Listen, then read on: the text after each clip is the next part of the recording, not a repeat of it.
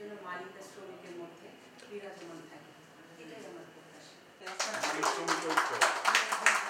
ধন্যবাদ আমাদের managing director Mrs Fatema রশিদকে।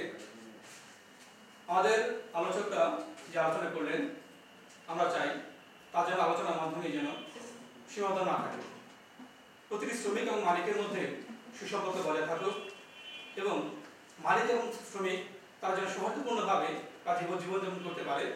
আমরা চাই মালিক শ্রমিকদের ঐক্য যেন বজায় থাকে।